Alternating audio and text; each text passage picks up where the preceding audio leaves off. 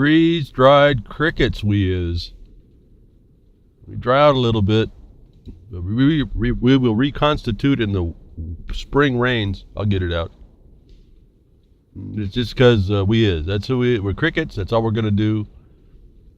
We don't really listen really close. We're content where we are. We like to be plugged into comfort. So do I, but that's not going to help us as we continue along the paddling the wrong direction up the stream, heading to the waterfall in lots of different ways. And I know I come on and maybe people don't want to hear the negative attitude. I'm actually optimistic because the answer is just as soon as you start all working on the right things, we start to solve this thing. And that's the optimism that I really am speaking to, whether anybody really hears what I'm saying.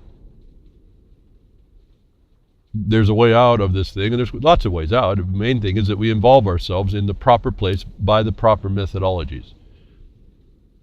And until we do that, we're going to be some desiccated old insect thinking we were enjoying ourselves. And the future that we leave, because at some point, as I think I'm realizing most of the people that listen to me are older people, we're out of here.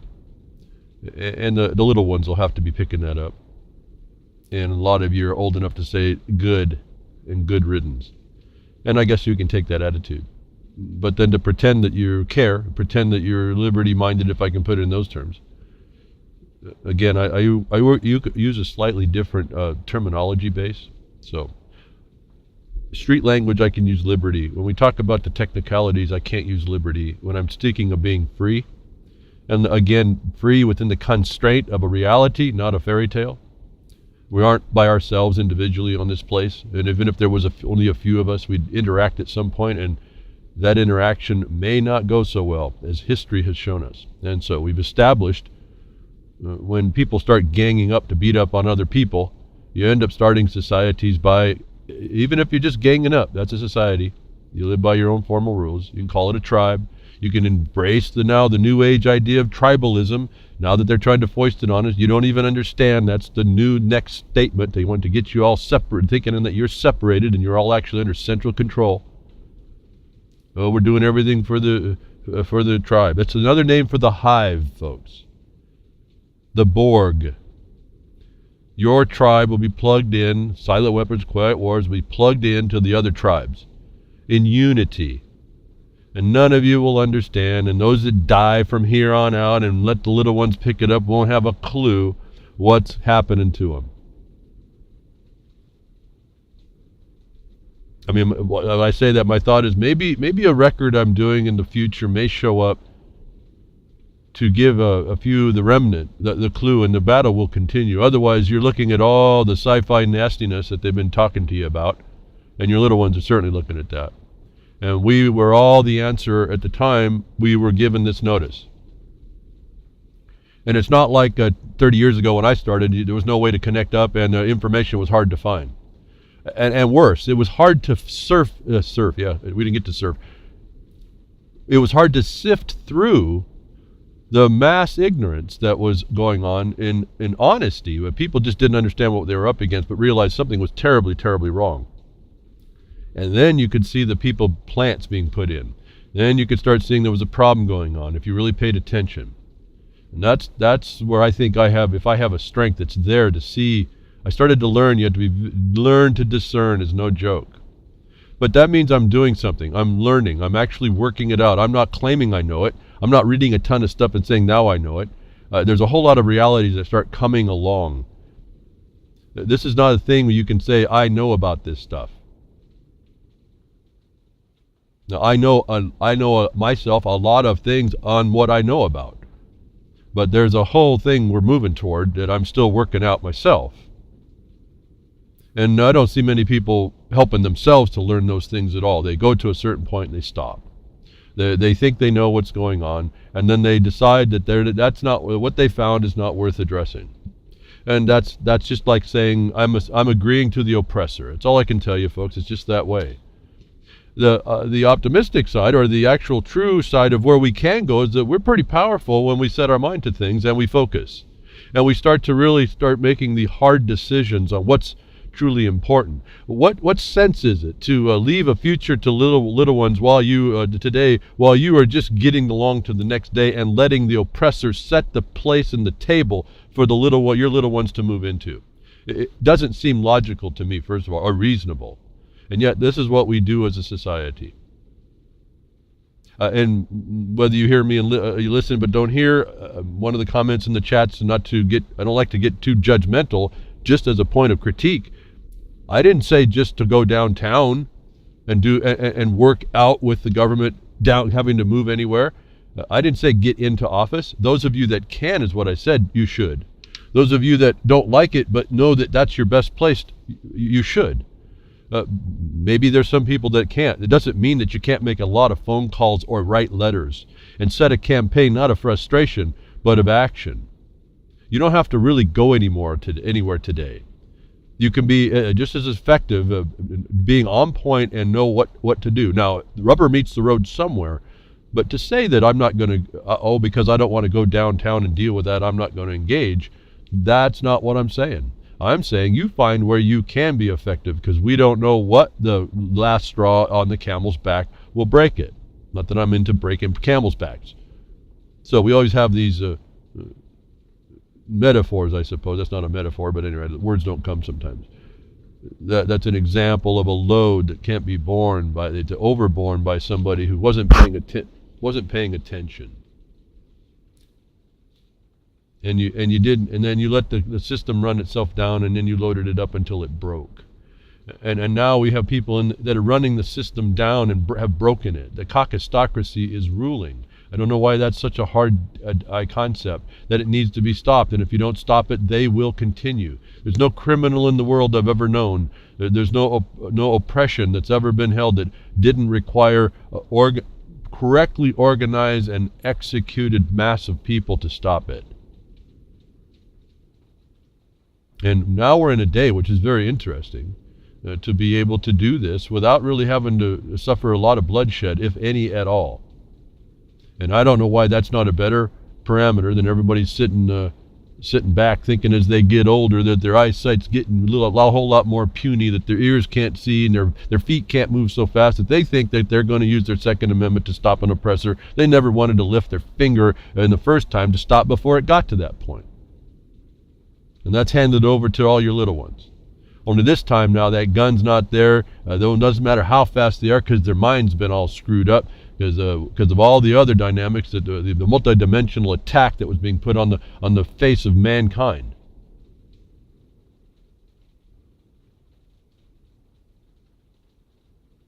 So I always get off on my tabs. I want to start off something a lot more fun. And I'm just not going to get too deep. It's not something to get too deep, except I do appreciate people that are creative. The videos a neat medium to convey ideas. And I ran across something I just wanted to pass along. You'll find in the Blogcaster. You can find it when I give you the title. Fur Kids Kitty commercial pulls on Funny Bone. Just really enjoyed this video. Real neat little things they said in it. How they executed it, real low. I mean, there's nothing high budget about this whatsoever. Probably part of the appeal. Neat little things they threw in. One of the phrases was, you're talking about a lot of cats to give away at a rescue house. You like black cats? We've got black cats. We've got the blackest cats you've ever seen. It's like midnight inside a coffin over here. And he's going into the corner where he's got a few black cats sitting on the shelf, and he's trying to find homes for all these cats. Now, I don't know where this guy is. Didn't look that close. Excuse me. I can see now the writing says it's in the local Atlanta Rescue Center. I think it's really a neat execution of a notice to people to go in and take care of kitties if you can. It's not for everybody, but those that can. You don't need to make more. They'll make themselves quite a bit. But there's a rescue center for lots of kitties. The point was that we can be pretty creative. I had to watch it a couple times. There's lots of little things that they throw in that you kind of miss a little bit, or you see it but you pass it by. That really kind of a kick about what they do. So anyway, I like to see fun stuff, and this was fun stuff to me. Maybe you can, if you see it, you'll see maybe part of the other side that I like to I would like us to focus on this kind of stuff. Not the kiddies and not the rescue part, and not that there's a commercial, but that we can put our energies in lots of neat ways to bring ideas along to people. I wish I had a little bit of that talent here, but anyway, the title of the article is Fur Kids, Kitty Commercial Pulls on Funny Bone. It is pretty funny. It's only a few minutes, just like an ad type, maybe a minute and a half or so. Yeah, so anyway, that's fun stuff, neat execution. I appreciated the different little angles he's putting on what he has to offer. Pretty nice display. It isn't the tug on your heartstrings or try to tug on your heartstrings type of video for adopting pets. So it's a lot better approach. I think it's I would like to see a whole lot more of this. But anyway, moving on to the more as we have to the more serious stuff. In my mind anyway, and keeping our ability to address all of the problems and the things transparent to us and keep things straight as we go into the so-called fake news. And this is just, as I said before, this is really not, you don't want to start out, I don't think anybody should argue the fake news. We just realize these are lies, these are deceptions, these are frauds upon people that are now called the press. Again, it's a color of authority that's interfering with you in substantial ways. In fact, if you look at the definition for terrorism, everybody could just put this deception that the government and the media is putting on you to coerce your political will. That defines terrorism. So I don't know why putting these elements together in the law is so hard that we don't have literally millions of people coming up and say, okay, you guys went wrong there. I'm going to take the bull by the horn and I'm going to go in and I'm going to make an issue of this. And I'm saying that notwithstanding my knowledge about the corruption of the system and what most of the people that would listen to me would say, F the system. And I'm of the idea, after a long time, to say, we have a war that we're in, and you better look at that battlefield, and you better be engaged somewhere. What I have found is you can engage that enemy right inside the structure that's been established by showing how they can't fulfill what the law was supposed to say to identify them as the criminal in the position. You're not making an argument. You're making a finding of fact. This is in my mind, a totally different approach. And I haven't seen anybody really execute this quite right as I've been, and I still continually learn to develop that. These people are amoebas. It's no joke that you put a pin in front of these people, an obstacle in front of them, they'll morph around the dang thing. This is not an easy objective when you're the only pin in the battlefield. Why I tell you I need more. It's kind of a selfish request. I can't do this by myself, and I don't speak just for me. It's my colleagues as well. There's 5 pins in the whole battlefield called the world, and the amoeba is easily at least avoids the problem. Can't tack it down. We got it identified. We just can't tack it down because it's not really a lot of help. And while I would rather do the kitty videos and doing that and having nice, neat concepts come out, the real important problem is we have to address how to keep our ability to see the truth, not because we're told, but we can readily discount the methodologies that would cause a falsity, and that then narrows down whether or not we can conceive that we are looking at a truth. That is, it seems to be this whole fake news fiasco plan, psyop, whatever. Get your mind thinking that there's something going on. It's really not about blaming alt media either. This is about confusing you completely and then getting through the fact that they are still lying. New questions arise about FBI probe into Russian election year hacking as it's revealed they never asked to examine the Democratic Party's server. Now, I have this problem too. FBI is not a they. FBI is an organization. There might be them inside the organization, but it's just an organization. It's an agency of the federal government. So it's not a they. It is not a they. The Federal Bureau of Investigation is an it.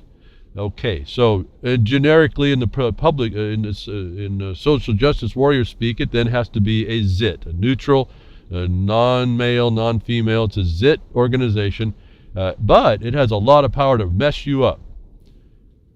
And now we get the proof in the media. Now, this is interesting, because how do you now choose, is this the truth or is this a lie? So I always go on their admission. They're going to agree, they're going to be a source of admission, then we can go with the fact. Admissions and confessions I run with. So if you're going to admit and confess you've done the crime, or you failed a duty you were obligated to do, I'm going to take that to the bank. I'm going to write that down.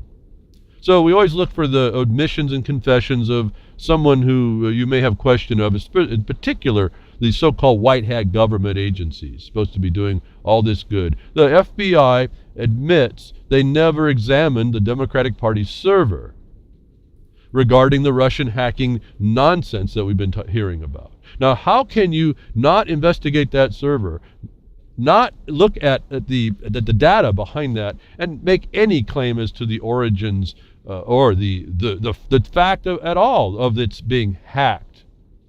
Let alone we have information it's not a hack, it's a leak. It's drips, not bits here. So here we have a investigative agency on the executive department of government. I like to say it this way. You need to understand this comes from an established organization that has function hierarchy. It has authorities. It has delegations that have to be in place. All the points of which you get to challenge at every turn. The FBI made conclusions and gave their reports to other intelligence agencies about what happened with the servers and never investigated the servers. And yet came to the assessment conclusion that Putin did it. Putin did it, and Russia did it. I'm just reading this. This is just from the title of this story. We can go. I want you to all read these stories because you start seeing all the facts. You build you build a line by line complaint from these news articles.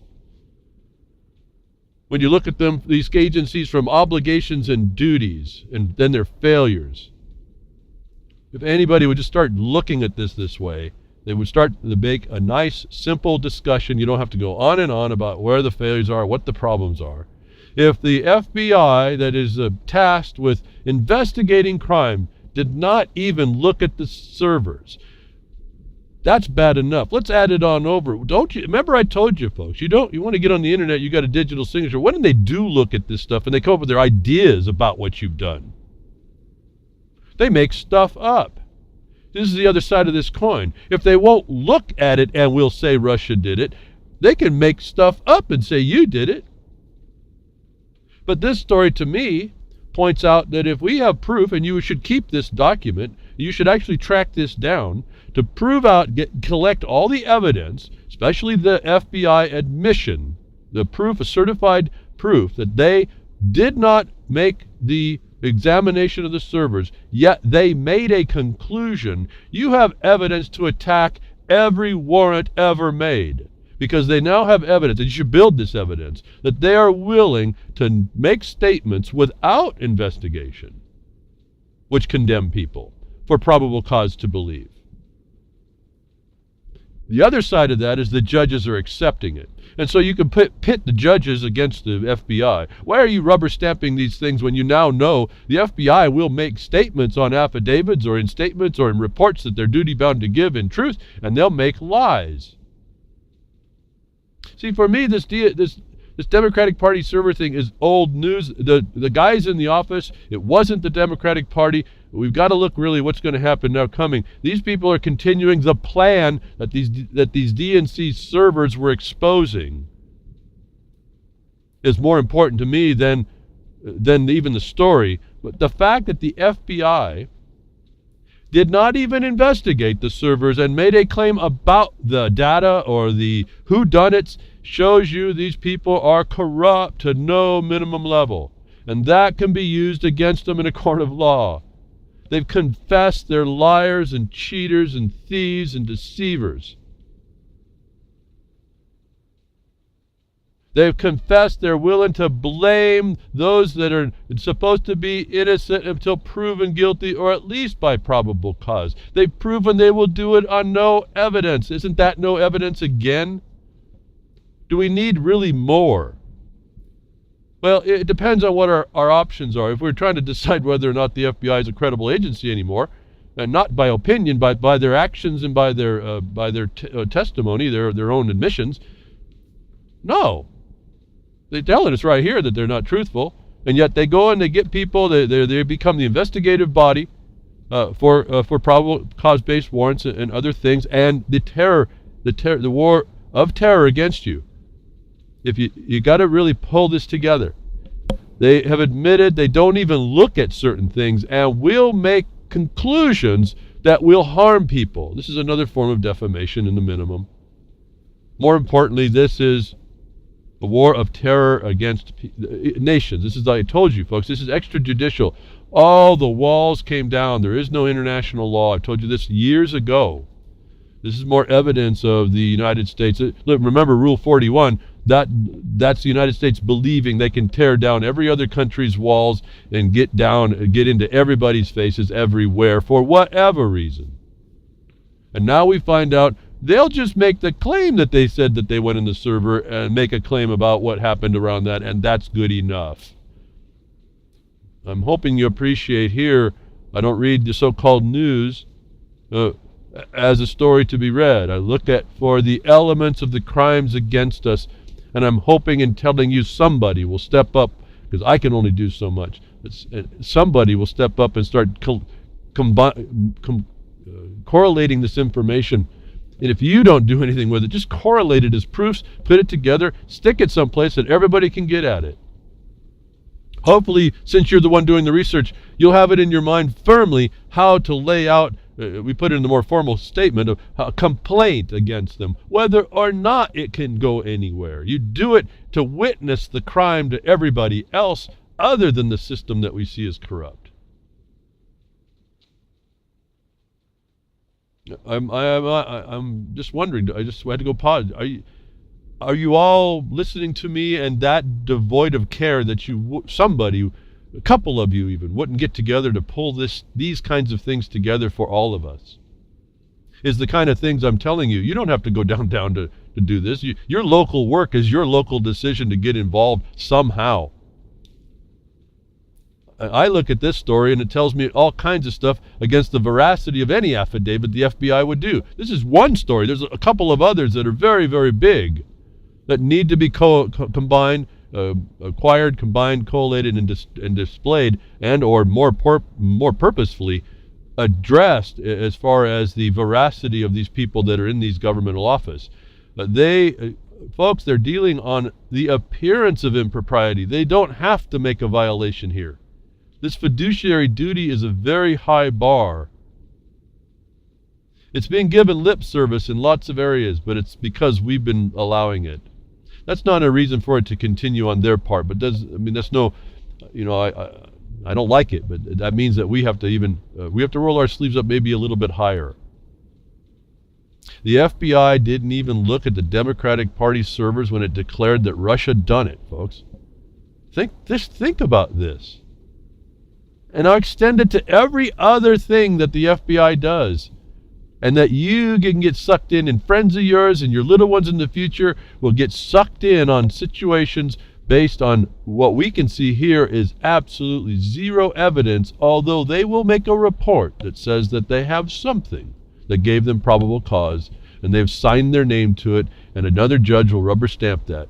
Because the system is the system, and it's going to protect itself, and it's going to get worse until you stop it. That's not my rule. That's a law of nature. For all of you all that think you'd understand the laws of nature, I don't see anybody actually understanding it, because it doesn't invoke in anybody I hear talking about it the principle of action or the principle of organization, if you're capable to do that, to bring better action. Now, my private experience is I'm not a guy to pull people together. I have a powerful support in my thoughts and research and background to be able to look at things, but I'm not someone to pull. As I've said before, I'm just not the Tony Robbins of this idea, this thing we need to do. I wish I was. I wish I was I don't even know the guy's name. Bill Hicks. Okay, the guy Bill Hicks. I wish I was the comedian to give you a laugh, to bring you into a concept, to get involved. And I sneak in by your when I lower your defenses by my humor. I'm not that guy. I wish I was. But something has to change in us that we automatically now start invoking our own desire. Otherwise, and more than our words and more than our fact that we think we understand it all and how it all works, none of that's working. None of that's going to be. It means nothing. As I said, your opinion means nothing. Your opinion is like a sheet of information on a shelf somewhere. Means nothing. When I had an opinion, it was based on fact, and then we had to put it in practice, and that ended up being for the example to you all, so that it's an objective witness that you can make, was our lawsuit. If it was an opinion I had, it was put to the test and fulfilled in the answer in a default judgment to our favor.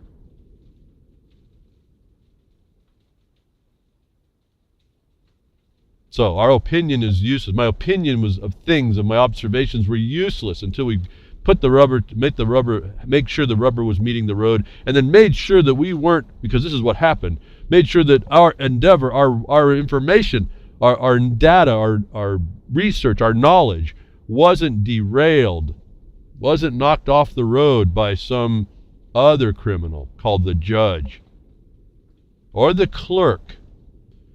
And so when I speak of things, I'm talking, there's a whole lot to know, but I'm already here to advance that to anybody. There's nothing that I'm not giving of myself that you can't just ask about. And I do my best, and I hope that it goes someplace. There's a methodology, there's a battlefield. You have to assess it. You have to analyze it, make the assessments. You have to do everything what the enemy's been doing to you, and you have to do it really quickly. There's no excuse here. And that's why it can be as simple as looking 15 minutes a day, as long as you dedicate it 15 minutes a day for the rest of your life to come up with stuff that no one else understands, put it together for someone who then, you just watch for the one that's going to be the one to carry that baton you've created for them. It's the thing they needed.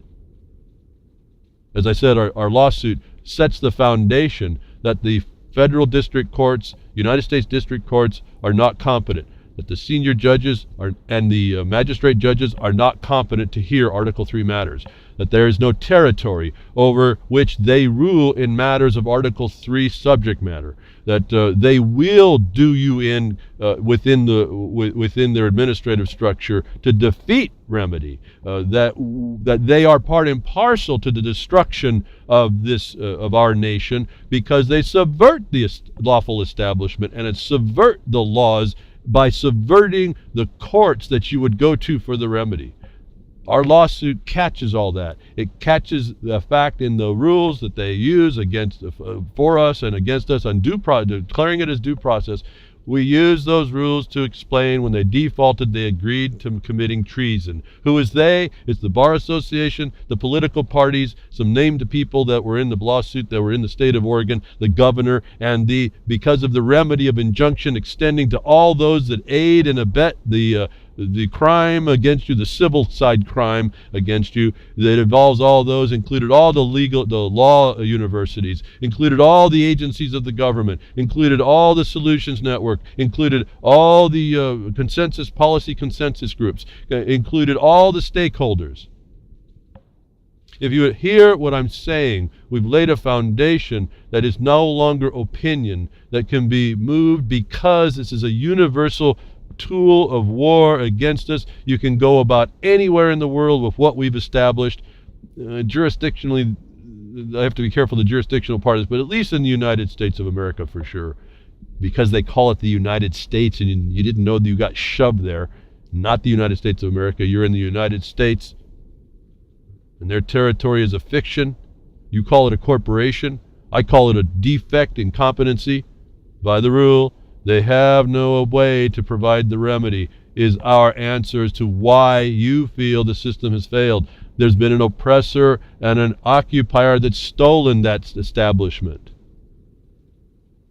We have now the infrastructure that now protects that establishment, and we get the evidence here. The FBI did not investigate a server that it turned around and blamed Russia for invading, for a purpose of undermining the United States political system. That's a long way of saying the Russians were committing committing terrorism. I hope you put this together.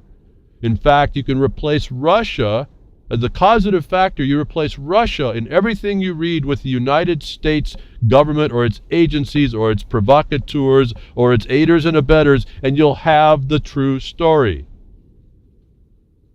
Well, as you trip over the lies that were the truth. So you got to invert everything here once you do it right. Once you take their story and correct it, you have to recorrect all the truth that was in it to maintain that, because the little bits of truth they throw in to keep your attention have to be inverted when you invert the whole equation. So you have to read back through that for that. What was true becomes false. It's not this difficult.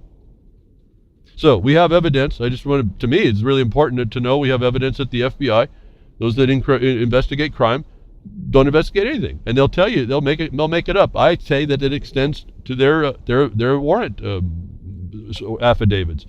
I submit to you that means that they'll make up anything and make a warrant to do whatever to whomever. That's a failure so far beyond it, and that continues. I'm astonished at some level. Intelligence agencies say a Russian-ordered influence campaign to aid Donald Trump in election against these intelligence agencies are really an embarrassment. Influence campaign. You know, if influence was a major crime, they would have stopped the Solutions Network policy consensus provisions of the processes that they use to destroy us in this country that we sued against. Because if you remember, the oppressor that we have right now is the attorneys and the political parties, and they are allowed to be influenced, or they influence decision makers to make laws or to make decisions as policy, which is really what the legislatures are. They're not making laws anymore, they're making policy. And they can be influenced. If influence campaigns were actually the problem, as it says here, the intelligence agencies say Russia ordered influence campaign, why haven't they turned their attention that we sued against just that influence campaign? Why didn't they stop that before in 2013? That they're interested in the one that Russia can't be proven to do today. Shows me, if not you, if shows me influence campaigns are a red herring. They're an excuse for a failure to cover up that they have no evidence whatsoever, and they keep telling us that, and I hear crickets beyond media. Oh, that's where we are. Behind the Woodshed is beyond media. We are here beyond all that, and I hear crickets is our problem. Influence campaigns happen all the time. We're living and suffering under a large one now. We sued that in 2013. If influence campaigns were that illegal, to infect our political system, to destroy the Republican form of representative government, why hasn't the Solutions Network through the EPA, the grant stream funding been stopped? Why isn't the state of Oregon shut down? Why is the state of California shut down? Why isn't the Nevada shut down through the influence? Why is the Solutions Network through their use of, and on top of that, the Consensus Policy Network, why is it all shut down? These are major influence rackets. They get you to put the gun to your head and pull the trigger. And we have nobody that says no in government because they're all on the take of it. This is not really that hard to understand, that I hear crickets against any of it. We'd rather go look at other things. We'd rather go talk about other things. We'd rather make excuses, whether it's, I understand the system and it's enough that I'm not going to mess with it, that it's killing us, literally killing us. It allows for all this allows. You don't think the FDA and the EDA is influenced by the corporations? If influence campaigns were truly illegal, this wouldn't have even come to bear, because the internal Soviet structure would have been destroyed already. But it's not. So this influence campaign, intelligence agencies say, I say, so what? You're advancing, I remember, change Russia to the United States intelligence agencies. Change Russia to the United States administration right now. intelligence agencies say that they ordered influence campaign to aid Donald Trump election is what the proof of the evidence shows, doesn't it? So I just changed one of the parties. Listen, remember, I've told you, you point a finger out, you better be careful. You got 3 pointing back. You better have those all worked out. So if the intelligence agencies are pointing their finger at Russia, they got 3 pointing back, folks. This is really simple. The evidence shows that the United States administration itself is the culprit. Why is this such a hard, continuing discussion and covered by fake news? This title, I keep telling you, is the notice to us. They claim influence campaigns are the problem, that Russia did it, Putin did it. In fact, if influence campaigns were a crime and were a problem, they would have, the intelligence agencies that were properly acting under the fiduciary to the people would have stopped the one we sued in 2013. They wouldn't have come against us when we went after Sally Jewell to stop her felonies in the office. This is the same FBI on the last story came after the witness and the victim instead of going after the perpetrator that admitted that she was doing the crimes. How? Remember, I've discussed with you sending a simple letter, show cause, how you're not committing felonies and treason on these issues by these methods. And she didn't answer. I can only take that as probable cause to believe that she's committing felony and treason. And we got attacked by the crime investigators being the victim of her felonious and treasonous activity. So this is not an opinion that we're dealing with a criminal syndicate. That's not the government. It's not the way it's supposed to work. It's what everyone is responding against, and they claim, they point out the fictitious structure and say that's the harm. It'd be like walking out to your car and saying, you car are the one that's causing all my life's problems. You're the one that killed the body in the street when I was turning into my driveway. This is what we're doing when we point at government, this inert thing. No, there's people inside, they're doing something, and we've identified a large number of things they're doing that are all not relevant to keeping the peace, looking out for our security. They've created a false security system because they've invented the war of terror. Not something they just adopted it as a methodology.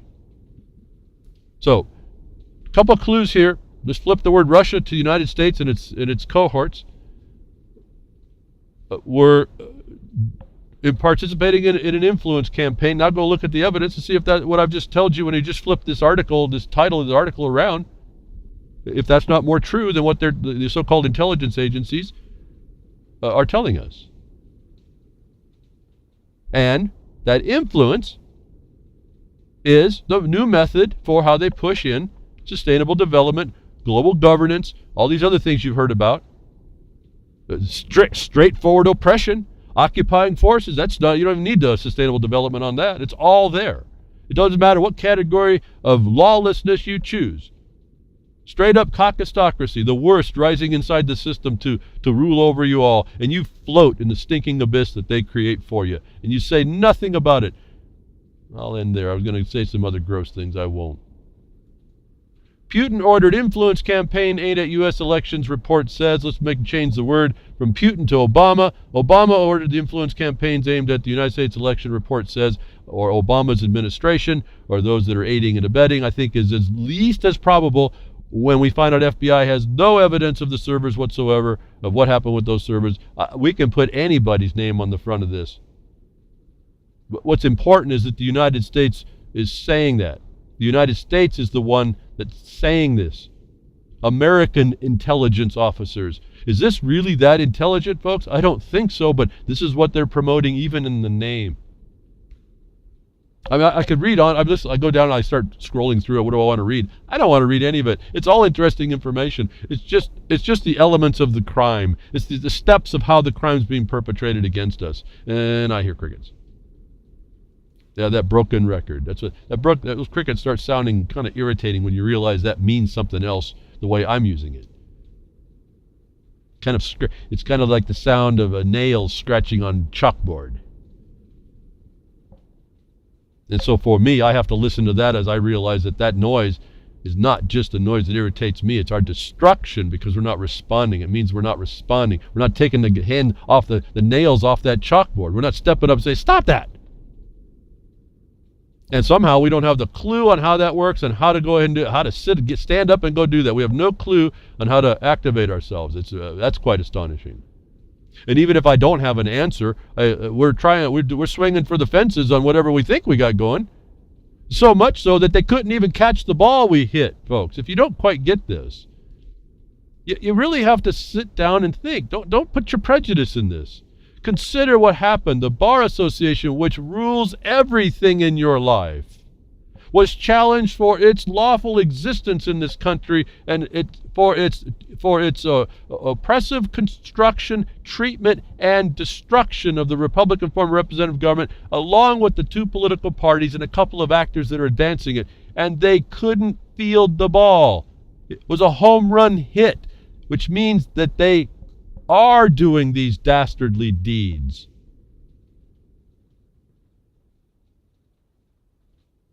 I hope you appreciate this. I don't think people appreciate what this is. And I'm not trying to push it up. I mean, like, well, look at what we did. No, I'm saying, no, look at what we did. Not we. Look at what was done. Look at the home run hit. Grand slam. They couldn't even field it, folks. And I'm saying you extend that to this and you see the government as being the crime organization that it is, so easily outed, that it's not hard for me to just replace Russia and the three fingers pointing back to the accuser, to the United States administration and whomever's working with them. It doesn't really matter to me.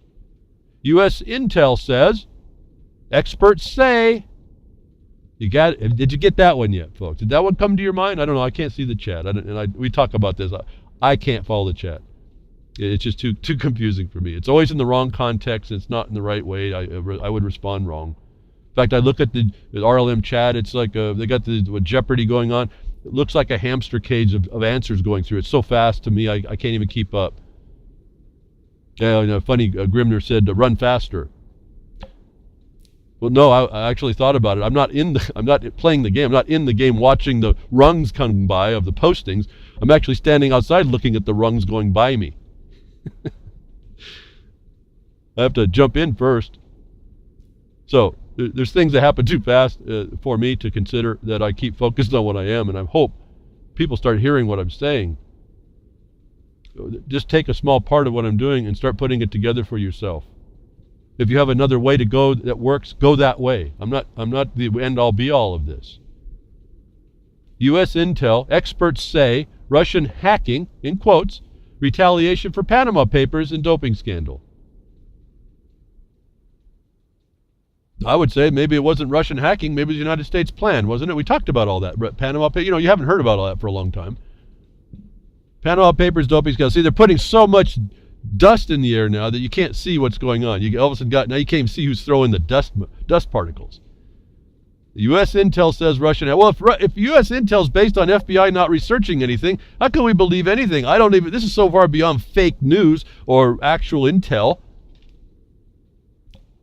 It's a joke, isn't it? And yet we get involved in it. We put lots of time. I'm even talking about it, but again, make the distinction for yourself. I'm talking about it in a way that you should see right through the transparency to see who is trying to be transparent and get you to follow into this thing, take a position, take a side, and not go after the perpetrator.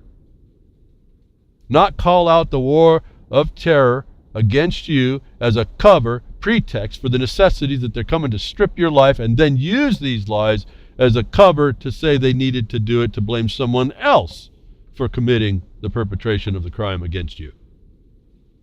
You tie that one together on a piece of paper, folks. Just make a list. It's only a few sentences long. Why can't we just do that? Why is this so hard? Apathy doesn't answer it. Because apathy just proves you've agreed to be part of the criminality. Understand that. Apathy means you know, you're just not acting. So apathy doesn't answer this. It's an indictment against you for not finding something in here to respond to. Russian intel. Now we have there's another evidence here. If we can't get them to take evidence, actual evidence, and they talk about believing this and asserting that and whatever, all that, without the proof, these people can't be trusted to be running the government. I told you a long time ago, when they let the war of terror on you and they let the attacks happen in this country, they failed their fiduciary duty to the people. They are no longer having a capacity to have a say. They don't have the right to claim a necessity. They caused it. And the only way they can fix it is they stop it and stop messing with us and stop lying to us. And until we stand up and say that and assert that every day by whatever means we want to, and we have all the technocracy is against us, we can use it back. Till we start figuring out ways to use that technology back, we're going to be in some trouble against this. They're going to get what they want, as I said before. They're going to get what they want in another broadcast. And they're going to do it on a lie, on a deception, a fraud, a treason. You can put any name on it. It's a crime against us. I'm not saying anything. I keep saying these words. It's over and over and over, using all the week's notice to us to prove it over and over again. Yes, I'm frustrated. And it's like ceaseless. It's not never ending. The frustration. I'm amazed more that even so that people, again, the microcosm of the miner, the miners will choose all the wrong things and do the wrong things before they'll listen to reason and law and the proper application of things is what's happening in America right now. This whole intelligence infrastructure is built into this war of terror imposition that's stripping you and giving you security. And it's all a lie. It started with a lie, a fraud. It's an entirety of a fraud. Under the law applicable for people to rely on this color of authority, terrorism, inducing the necessity to lie to you is a felony, if not the treason that it makes war on those laws it claims to secure you to is. And then we get the admission. Again, I work on admissions and confessions. If they say it, or they omit to act, or they have a duty, I accept it as the truth that I can rely on for my next step, as you heard me describe the Sally Jewell statement to them, the demand to her, show cause how you're not a felon in treason, and then delineating what the actions were and the method they were accomplished, which constitute the crime, and show cause to us how you haven't done that. In other words, produce the evidence that we have it wrong and you had it a different way. When we get silence on that, I can take that as a probable cause admission of the fact and move forward.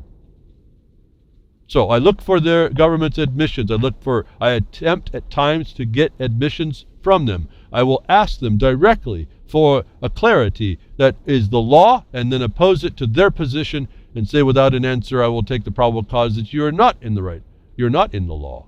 And then I will go after the employee for doing two things. One, willfully neglecting the law to my detriment and not going to their supervisor. Now I impose the duty of the system to have imposed rules sufficient to protect this condition. We go on now, so we get these admissions and confessions. We build our evidence. This takes a little bit of time. It's letter writing. It's knowing your subject matter and what you're after and how to get it. Not your opinion. It's not knowing it all and saying that's good enough. If you know it all, go do something with it. Stop pounding your chest and telling us how big and bad you is about all you know. Prove it. Lead U.S. intelligence agency admits WikiLeaks Democratic emails are authentic.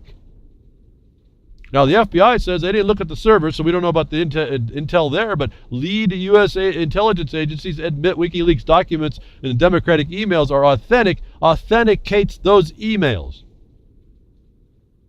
There's a document that will be attached to this story. I'll read the important quote out of the document and report. There's all actually quite a bit in that report. They all make it try and sound like the Russia was doing it, but in fact there's no evidence, but they do authenticate. the WikiLeaks documents that we've all been seeing, which I think is critical to understand, to bring a case, if you had a case or a position to bring forward, is critical to now get this as evidence of the fact of the authenticity of the evidence of the emails, which said what? We'll get to that in a second. We assess with the high confidence that GRU relayed material it acquired from the DNC and senior Democratic officials to WikiLeaks. Disclosures through WikiLeaks did not contain any evident forgeries. So you can take those emails to the bank. So let's get to those emails just quickly. What did those emails actually start to say? And I have two more links I found to go back in history a bit, just a short but ways, right before the election. The question was asked, do latest WikiLeaks emails show an authentic portrait of Clinton? Well, you can't just say yeah. We can know, though, that whatever the WikiLeaks emails show is authentic. Your assessment, your opinion of what that may not be authentic, but it allows us to know that the evidence we're coming from is authentic enough that we now focus on our interpretation of that. Because the government now has said those are authentic evidence, folks. You have to understand, again, I use this to tell us how to prove this out. Not by opinion, how to engage ourselves in a proper way. And I say I'm doing this as just an exercise, because you have to do this in every aspect of your life anymore. When they went extrajudicial, it required that you pin them down through the fraud to do that to a judicial condition. Otherwise, you have no remedy against the oppression. And so you always act in order of law, whether the criminal around you does or not. You are maintaining the law, folks. The law is in you. So that was one question. Do WikiLeaks emails show an authentic portrait? Was an actual question. And I have to caution you not to say yes, because now the WikiLeaks emails are authentic. But the WikiLeaks emails are authentic to whatever is stated in them. The portrait that may be gotten from Clinton by that may be subjective. That requires you to make sure you apply in the right context the meanings of what was said in proper connection to bring your interpretation to a probable cause level. Next question was, did the Clinton campaign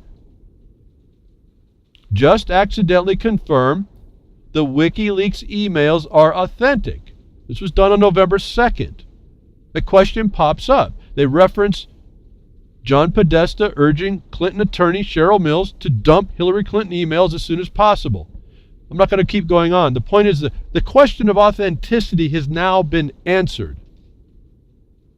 The United States intelligence has admitted these WikiLeaks emails are authentic evidence to start looking at whatever you found to be a problem. What were some of the things that were stated? Was that through the Podesta thing, why I even bring his name up and read a little bit there, he admits to be the mastermind to blaming Russia for this problem. They admitted to a lot of things, actually. Remember, they were going to prop Trump up and then to knock him down. They were going to blame Russia was the most important subject matter I'm talking about here, which then fulfills what the intelligence agencies are doing despite their lack of actual investigation of the servers themselves. What you see is the intelligence community in part, or at least the vocal part, the part with the connection to the media, they are continuing the plan to blame Russia that we found are the statements made in the emails that the U.S. intelligence agencies just admitted were authentic sources to rely on as principal sources of evidence.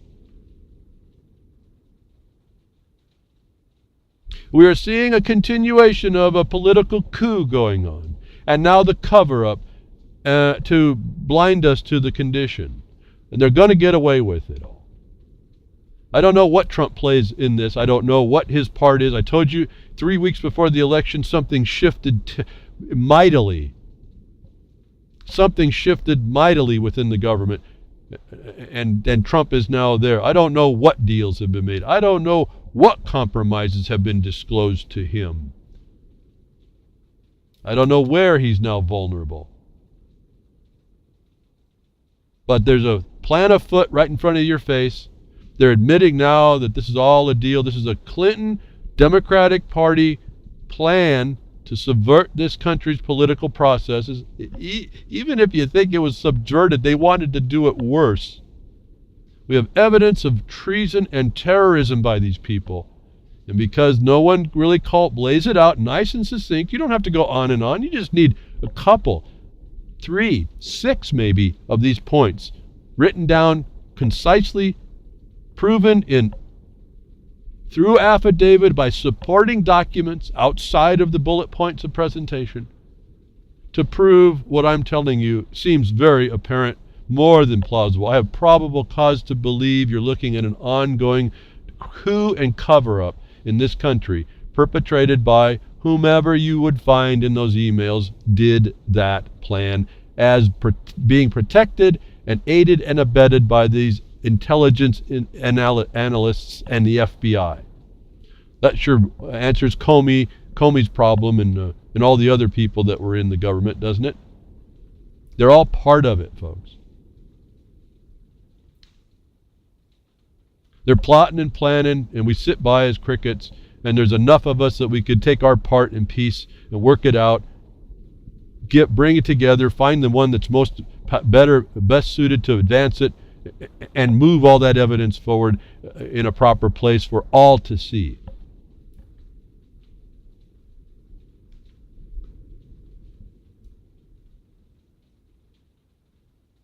Plotting and planning to subvert our nation, the system that was established, to subvert how we have remedy against it, all to protect themselves, the organized criminals.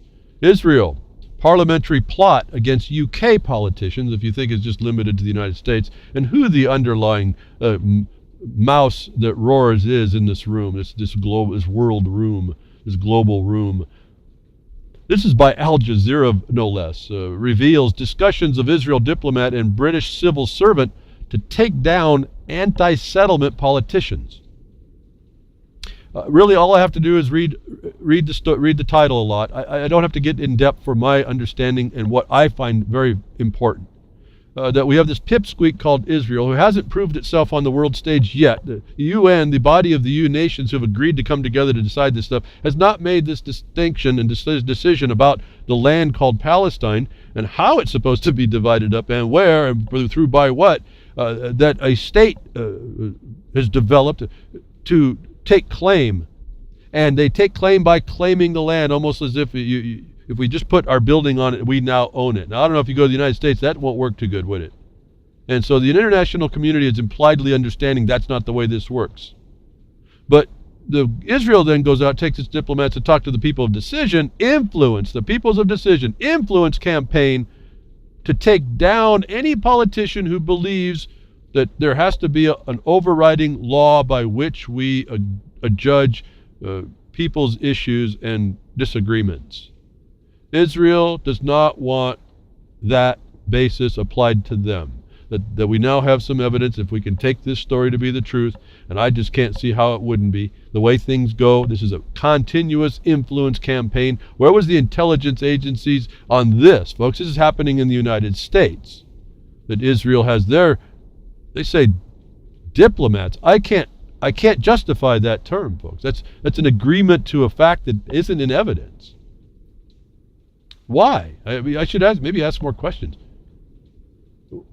They aren't acknowledged as a real government. They're just pretending to be. No one recognizes this, actually. It's made up. Made up by whom? The United States and Britain. But they're willing to subvert democratically elected, if I can use the word democratically without shaking too much world here, politicians. They're willing to work behind the scenes. Okay, fine. Machiavelli comes to mind. But if you just kind of don't think this is going on, and that your life is being interfered with by these kinds of decisions, you need to take another look. They're plotting and planning. In the country where there's laws, that's when that's caught, this is a spy in the midst. These people get shot for this kind of stuff. If we're not willing to call this out and arrest it, put it through a trial, through people that are a jury of knowledge and wisdom and experience, unlike what they choose today, which are just unknowing businessmen traveling down the highway through their motor vehicle, we're going to, unless we have the right remedy here, to arrest this, prosecute it, and given there's a judgment of that says so, cause some penalty, we are not going to stop this thing.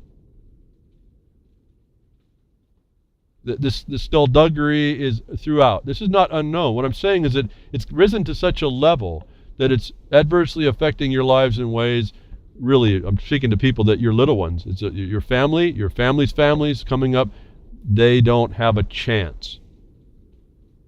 Your example to not be active in show, and just, there's no excuse. There's nobody that can come against what I've been doing and saying, oh, you're a nut. They may think I'm a nut for continuing, but they can't say I'm a nut for what I have and found that I can prove point by point without any leap whatsoever. That's the position you take, and you advance it, and you provide that even for the future. If you can't do anything with it, you say, here, son and daughter, here's what I've found. This is the reality. You're going to need to do this. This is how you're going to have to use this, because you're going to need to protect yourself. If you're not doing that much, you're aiding and abetting the crime against your little ones up front. Yes, I'm putting some guilt trip on those that have a conscience here. Yes, I'm doing that intentionally. I want you active against these oppressors. However you decide is not my decision. Where you decide to work is not my decision. That you work is only my earnest request of you in this world, the time you all have left to make something of yourselves. The pipsqueak in the room is working mightily to keep itself afloat, and I say that they're doing it this way because they really don't have a leg to stand on. And I didn't copy it down. I keep thinking about doing it. I saw a video. I think it came through the freedomsnetwork.com website. It was a little link that someone put in, and I apologize for not remembering all who this is. It was talking about, and I don't, about the, see, I don't look at and research this too much. I just look at the facts. I keep the facts in mind, and all these things that are, all the details, I guess a better documentarian or host, broadcaster would say to you. It's where the origins of what one group of the Jews is, and I can't remember their name, starts with a K. Anyway, they moved to Poland. Through that video, it wasn't that video and what its message was that was important to me. What was important was when I looked at the video, it occurred to me there's a proof that will settle the problem in the Middle East, and it's based in law. It's based in what everybody does in a hereditament question. It has nothing to do with my opinion, whether it's Zionist or Jewish, has nothing to do with that. Has nothing to do with your origins, has nothing to do with what we perceive. When you come down to a hereditaments are what you find the word in your patents in America, the heirs and assigns forever. Heirs are an action of hereditament to make the claim. That occurred to me when I saw the word blood in this video. It triggered a thought I'd already thought about it, but it hadn't made the direct importance. That this, if there was law in the world, this whole thing in Israel, it's actually Palestine. See, we use the word, we give them credit. It's not Israel. It's nothing yet. It's Palestine is what it is, that land. If you have a claim to that land, anybody, forget the status you want to call yourself, forget your identity principles about being Jewish, which is just a religious belief. Zionist, that's just political belief. Nonsense. You either have a blood connection to the land and have to prove 2 points of that, as every heir would, or you fail. Every one of us has a claim to the land in Israel. We have a right to make the claim. The problem is, can we prove it? That's not on the state. That's not on the Palestinians, the Gazans. That's not on anybody that doesn't claim, and it's not on anybody that lives there more than the one who makes the claim for the land. Has nothing to do with what you believe, has nothing to do with your political aspirations, has nothing to do more than can you prove that you belong there and that it's yours by a chain of documentation to the land. And so this whole thing about it just occurred to me on this one little video. I really wasn't into the video. It was very interesting, gave me another dynamic to look at, but it failed to bring the point on that when we deal with hereditaments in land, there's a process already known that has been avoided by the world, which is the crime against the Palestinian people, and I'm talking even if they are Jewish. They can be Christian, they can be anything, because all you have to do has nothing to do with your beliefs. It almost excited me to figure out the core of this whole thing. Has nothing to do with our belief systems. It has everything to do with the law on the land and proving the right. And the burden is on those that make the claim. In other words, you can't just let someone come and make settlements anywhere just because they have the power backed up by a bigger Uncle Sam to do so.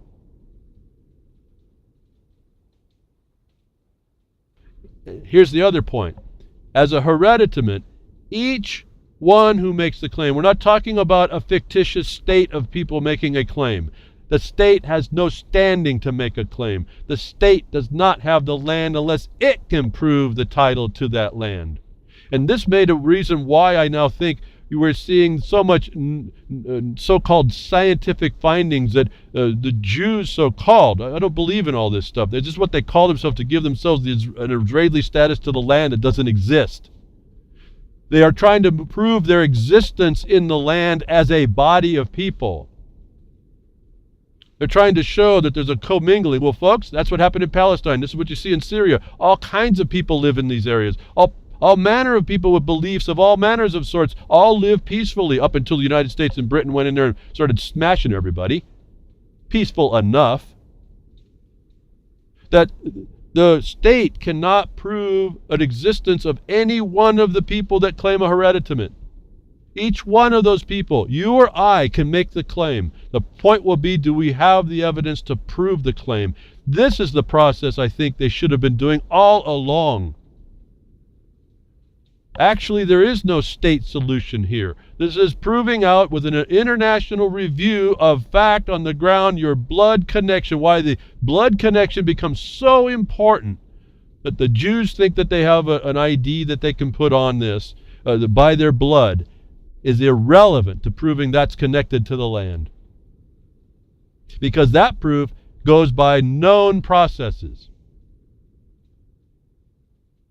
And so when we see people like this so-called Israeli diplomat plotting with a UK politician to undermine the notion of a support in Britain against their destruction of objective law and destruction of their burden to prove by lawful means, you should not be okay with that, because if the UK will allow it, it reflects over to the United. I tell you, there's a mirror here. Whatever happens there is a mirror of what happens here. They will come here and they will have the way, they will develop the influence campaign against your property rights. And I'm not just talking the land here. It extends to all property. It's how they've been doing it. They actually take the status of property away, and when they do that, they don't have to give you due process. This is another insight that people may not appreciate. It took me a long time to realize that. How are they going to get rid? I've talked about it on the broadcast. It's not new. It comes up again.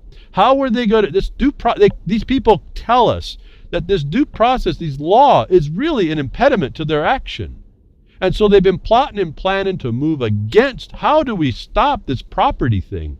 Because we have to provide due process, compensation, fair hearings, all this stuff, in order to take it from somebody. Then they did something really simple. They stuck everything under commerce, under regulatory administrative bureaucrats, and they stole it because it's not property there. It's a privilege. It's why I keep saying about the distinction between real property and your private property in land. Real property is a commercial thing. It's a regulable thing. I say this advisedly, but It's a thing that was supported by the state, and the only way you could do it was through the state privilege. That thing that's taxable is not the substance of the thing. They took away the property. They don't have to provide you with due process and compensation now. This is what's going on in the administrative world. Why I tell you, you have to engage this administratively. The Indians do not have a rap on the victimization by bureaucrats and administration in this thing. They better had come to terms with it, though, and stop being obstinate. Israeli parliament applaud against UK politicians who agree with law being asserted. And I am reminded when I saw this anti-settlement politician, well, how do you prove hereditament? It was affected by a video I saw on freedomsnetwork.com. It wasn't even about the video. It was what my thoughts were triggered by things I saw being stated from the facts they could produce in evidence. It wasn't even about what they were saying. It was about what is, at least in my mind, what has gone wrong and how to fix what would be happening. And it's so simple. And it's probably why the plotting and planning goes on, because they know it. Don't ever think these people plot and plan against doing something lawfully when they actually know it. That's why they're plotting and planning. They subvert something, and that diminishes all of us. They diminish it over there in Palestine. I really could care less who can prove it. See, that's their right. That the people that have the right over there already were imposed to have to prove it is another style of violation. When the so-called Jews, or we see as Zionist political movement, forced itself into a land that none of them that I can see at this point will be able to prove, except, I can't say none, because in that video, if you listen very carefully, there's 8 to 10% that they don't ever speak about that exist.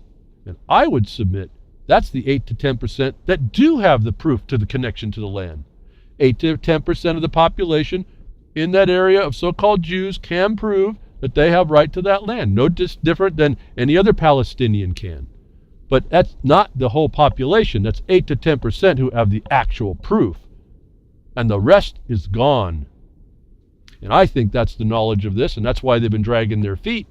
And so we get all this skullduggery coming down to defeat us everywhere, because nobody actually stands up and understands what the actual simple foundational point is, which is what I try to bring behind the woodshed through all my discussions, through all my meanderings of all the notice that we call news, all these things, trying to bring out some of these concepts in order for you to tag on to them, to build them up on your own.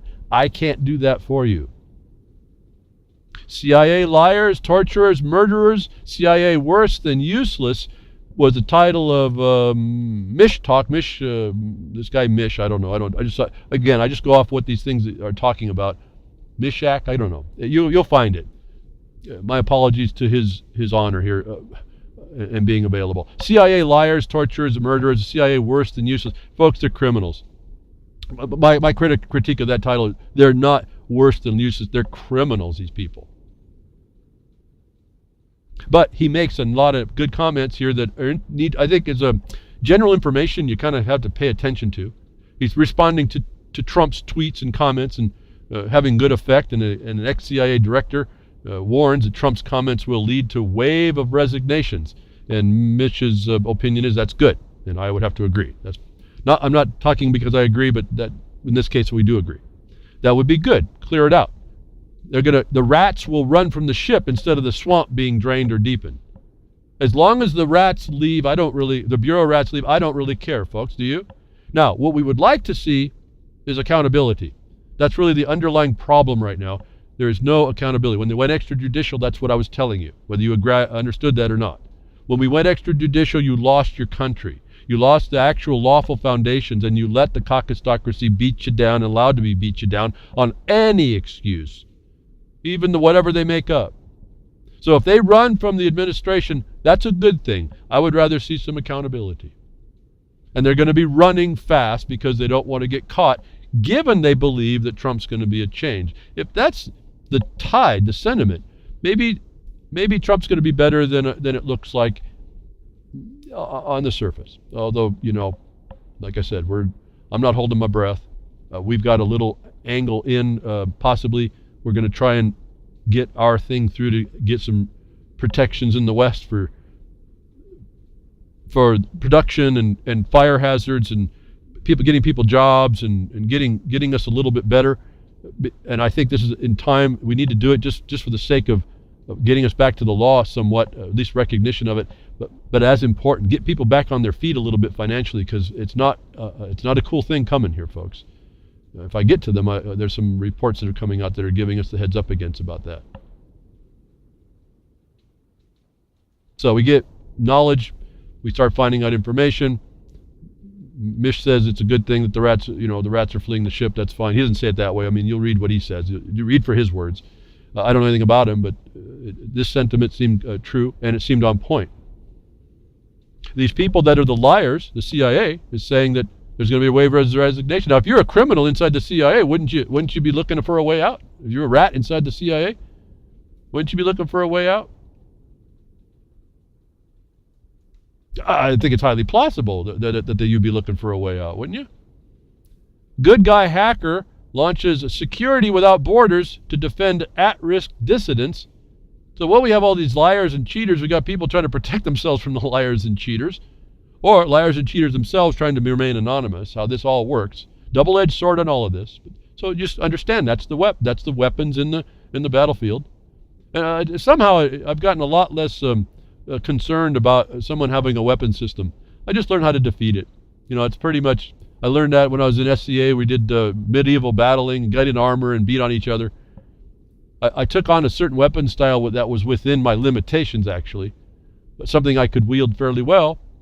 And it ended up being not that I was an aggressor. I was really more of a I could be an attacker, but I was more of a defensive fighter, even though my system was pretty defenseless, and it could attack very well, and I learned to build into that. But again, I had to assess what my skill set was and my limitations.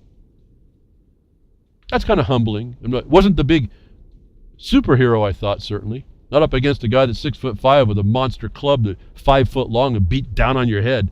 You had to figure out how to defend against that and to best him.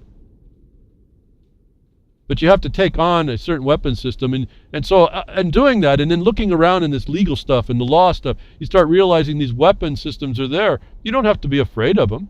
You just have to learn how to defeat them or use them. Steal them and use them if you need to.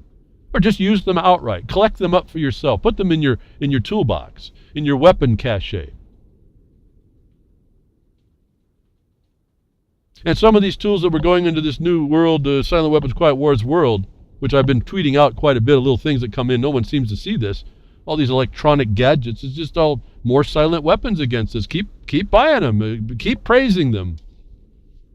But a good guy hacker launches Security Without Borders to defend at-risk dissidents. I looked at this and said, isn't Security Without Borders, isn't that an oxymoron?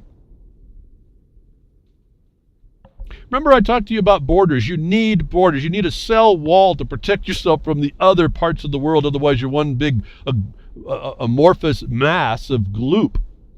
I said gloop. Security without borders. Isn't that an oxymoron? I also told you that things without borders in this world today, underneath this new digital technocracy and global governance, is the destruction of your property, your countries, your ideas, your laws, essentially your laws. And why was that important? Because for the United States, these laws and the courts and a system of records we had is what made us different than everywhere else in the world. And if you don't appreciate that, you're not hearing what I'm telling you. This is why we need the border in the minimum. Not to keep people out, to maintain the objective line in the way of our remedies. Forget the connection to the land, that arbitrary line. That's not the point. You've got your interest in the wrong space. All this law and legal is jurisdictional. That's the cell wall. You come in and Security Without Borders, you have no borders, you have no protection against these things. How could that be secure?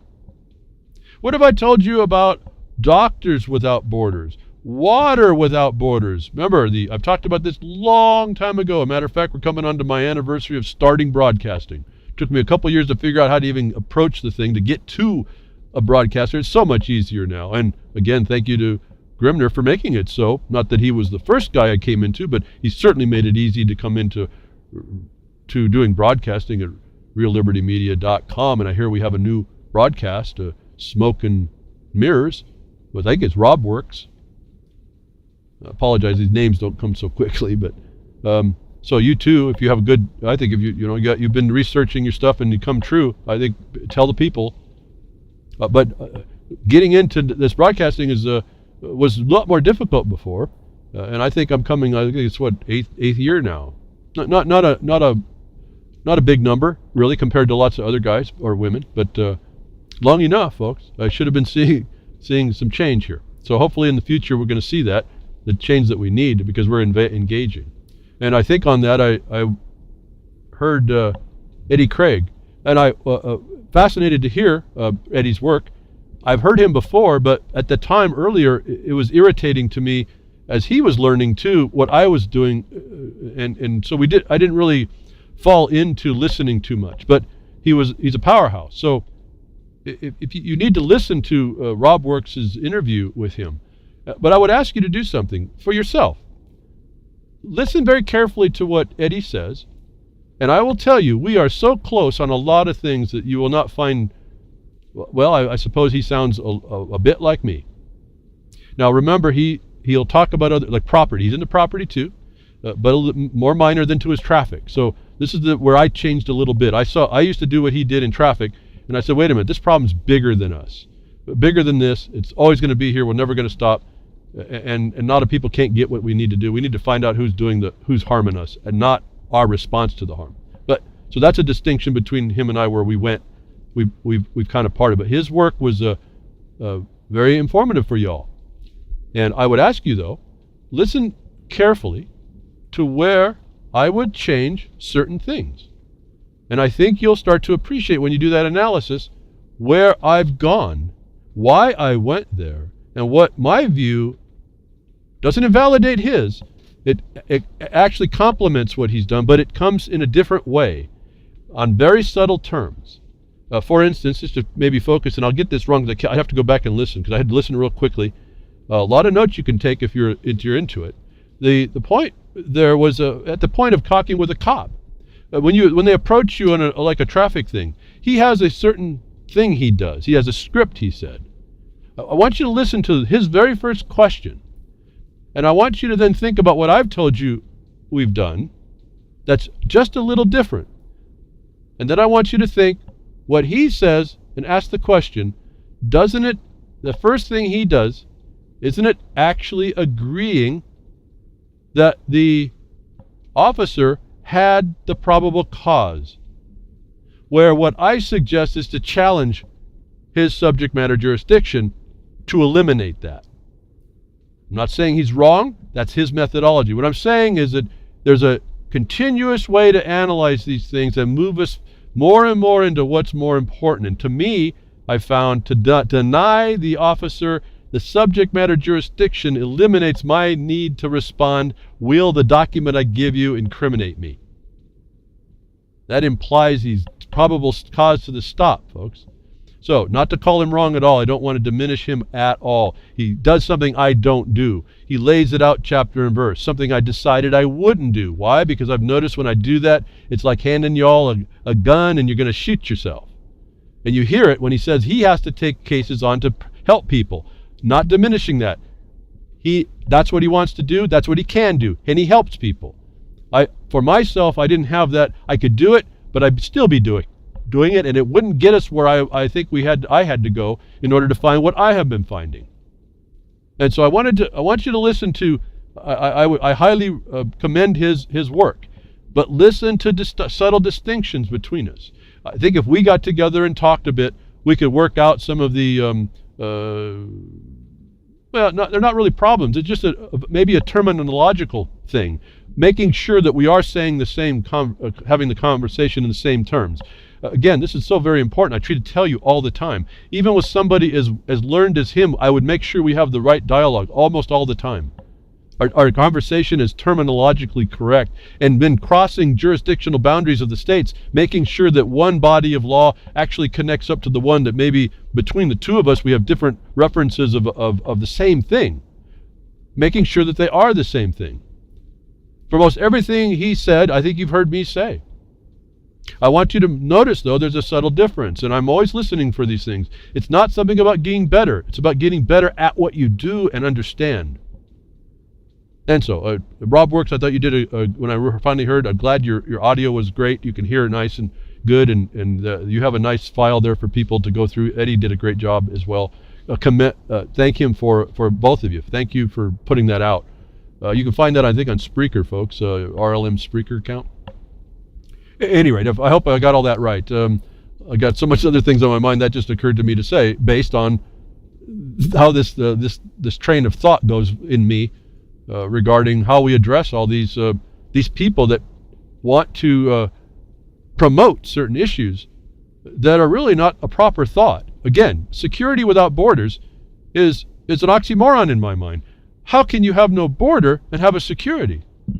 And this is what relates back to the IUCN I told you about years and years and years ago, where I digressed when I first started broadcasting. I went to the IUCN.org group of International Horde of Trespassers. I used to call them International Horde of Trespassers, which all your federal agencies, not all of them, but the BLM, the Forest Service, the Commerce Department, most importantly, is all part of that. In fact, the Commerce Department head was the head of this organization. The head of the United States was the head of this ICUN.org. The International Horde of Water Trespassers. They're just trespassers. They do water without borders. Folks, your water law in the United States is not the water law anymore anywhere else. The water law in the United States is very consistent between states, but not identical in all states. You break down your borders, you break down the whole scheme of things. And they want to attack your water because it's a necessity of life. It's how they're doing the Bundys. It's how they're doing the Land Act, the Service Acquisition. Everyone says, well, he doesn't have a property right. You haven't read enough, folks. You're wrong. If you don't think that family has a property right, you're wrong. If you don't think the government was obligated to protect it and they are breaching the fiduciary duty to do so, you're wrong. And you're wrong because you believe that there's a way to get at stuff without law when you get to land. There's no objective basis. You're agreeing to have an Israel diplomat work with the UK MP in order to subvert guys that would say, wait a minute, Israel, you can't put settlements on land that hasn't been declared yours, or what part? And then I'd make the observation through a video saying, wait a minute, there's a bigger and faster test to this. It's in every hereditament test. You make the claim, you got to bring the proof. Don't be messing around. Don't be attacking people. Don't be building your house just because you have a say first. No. That has to be adjudicated before you come on. And so we have got this whole thing upside down, and no one says a thing against it. And that's a failure in us, because we won't insist on that here, and we don't. That we will agree to this digital thing, security without borders, and okay, cool, security without borders. This guy's a great thing, and I'm telling you it's an oxymoron. I'm not necessarily saying the guy's a moron, but I wonder, what is this? What is this? In this digital world, this war against us, the silent weapons and quiet wars. They want to get us in. They have a digital invasion going on by people that don't even look at this stuff. Can you imagine the NSA with all their data? Oh, we got some hits on some information. We'll just make something up. That's expeditious for us. Why? Because we get to under the new Rule 41. We just get to say so now. And we can go anywhere in the world and collect up anything. And I hear crickets. Fundamental breach in the due process and constraint to jurisdiction and the jurisdiction of the courts, and I hear nothing. And they did it like that on purpose, so you don't, because none of you want to claim that you understand. On the one hand, you stay completely ignorant and then say you know, and that's an oxymoron in itself. That's ridiculous. On the other hand, you're going to say you're going to fight and you don't even know how. Another oxymoron, at least. It's all just crickets to me. It's just all blathering without substance. Get a foundation someplace and work from that. And I say work from that because that means that when you get the foundation, we'll see what your work is. Whatever it is. Whatever it is. Security without border. I haven't even got to the story yet. I don't know if I want to. You start out with a discussion with a guy who invents the term security at borders, security without borders on a digital front, and I can translate that to everywhere else as a wrong. This can't be right. Now, his idea may be good, but the way he's prefacing it is not going to fulfill what we actually need. And that glitch in his matrix will go down the road as a failure. It eventually pops out as a blind spot. Even if it's good right now, I won't even get into it. It's a video for you. You get it at the Blogcaster when I post it. You can go through all this stuff. I think we all need to understand where these attacks are coming. But be careful, the double-edged sword of the white hat versus the black hat, and we really don't know. We really don't know. We don't know the costume that all these chameleons are wearing. And I think I've told you, for me, having an electronics background, having a digital background, a digital device background, the technology is not the basic foundation of electronics, but the technology is way beyond whatever I would have thought. And then you bring in software on top of that, and now we're talking into a realm that they have you're swimming in deep water and don't even know how to figure out what's going on. And it's so useful for us. I told you, if I wasn't for these computers, and I couldn't talk with you. We could not be communicating. For those that hear me and do, we could not have been in communication so easily. And how much harder it would have been. This was, I think, discussed on the Freakers Ball, and so I'm going to repeat it because I had it on my tabs before as an important thing to understand. Those of you who want to maintain this anonymity a bit, they call it pseudo-anonymity, at least it kind of blocks a bit of you. Changing your location manually in Chrome Firefox can be done. There's a way to do it in Chrome, which I don't use at all, not even Chrome, not Chromium, whatever, I don't use those. But Firefox type stuff I do so far. But at any rate, there's a plugin for Firefox. There's things you can do in Google Chrome. It's an instruction to keep your location adjusted to be more anonymous than what the ISP will tell you. I think I use, I think it does the same thing. It's called Dolus, D-O-L-U-S. It's a plugin for my browsers. I think it does the same thing. It goes through the address. I think it's 127.0.0.0. I think that's it. And it changes that into a new address so that when you come in to a place, it doesn't look like where you're at. Now, wireless people, where they're at, that becomes important. You know, the sci-fi movies in the future, they get a bead on you and they know right where you are. For those of you that don't want to have at least one jump ahead, this would be the way to do it. Otherwise, you don't want them to create this data and make up the story. I keep telling you, you don't want to be surfing for a steam cooker and a rice cooker and backpack at the same time anymore. They'll make up the fact that you're making a bomb. It's a lie, but you're making the bomb. And then they know where you are because you didn't cover up your anonymize your address, your digital trace. And so these things adjust that digital trace. In fact, I think it's because I use the Dolus that I think the RLM chat, it can't sync in on me, and I can't be given any privilege. I don't know what the privileges are anyway as far as talking, but it doesn't matter. I don't use it for that. I just go in there and type. As long as it goes in, as long as my connection is good, it fulfills what I need. I'm not in there that long. I don't know anything about it. I understand you can do tons of stuff. If you're listening to Sock Puppet, wow, there's all kinds of stuff you can do. And that more power to everybody that can do that. I'm focused myself on something else. But so this anonymizes you somewhat. And we're not talking Tor, but it gives you a pseudo, it fabricates an ISP, which I think you should consider adding on. As I'm looking into more private tabs on these browsers, that may be the way I transition over as well. It drops out all your cookies and stuff when you leave so that they can't keep tabs on you like they do with YouTube to see what they want to recommend for you, if you didn't know how that happens. And so important digital protections that we need to start building in. They're silent behind, they're easy to use. Once you set it up, you don't have to worry about it no more. And you're one step more removed from the and put into plausible deniability over some idiot intelligence expert blaming you for doing something instead of Russia. Why? Because they don't actually look at anything and they just make it up, as I told you they were doing when I was talking about the Boston bombing and the family that got hit by the local police because they just happened to be searching for certain things. The family was searching for certain things, and someone made up the fact they were going to make another bomb and they were terrorists. So you can let them hack your life, or you can start making it tough, like I've been telling you I may not be able to figure it all out, but I'm going to make it that little bit tougher. And I ask you to do that for yourself as we figure this out. If you have any modicum of idea that you want us to be moving forward to do something. If you don't, then I don't even know why you're listening to me, first of all. And that said, those that do and do appreciate this, regardless, I understand that there's an action time, but I mean, I've been talking long enough, we should be beyond that. I understand, I think Flash was saying that we now have 90 subscribers on the RLM YouTube account. Apparently that gives us a upgraded address for more exposure. That could, for those of you that want to help donate to the broadcast, I'm asking you to go, and if you are using as a subscriber YouTube, maybe you should make yourself a subscriber and get us over the 100 mark. We only need 10 now. And it boggles my mind to know that I'm on the internet of billions of people and we can only get 90 subscribers on RLM. I really feel worthy when I consider my value versus that number, you know? You're lucky I don't. How's that? I'll save y'all. So get onto YouTube and subscribe for us if you're already using the subscription service that they offer. I mean, why not? Tell people, folks. You got to be telling people. I don't ask for it. I'm not going to say it. Don't even have to do this for me. If you like what I'm saying, put a like on there, I suppose. Make a favorite. I don't know about them. I hear when you do that, it puts a different rating somehow out there.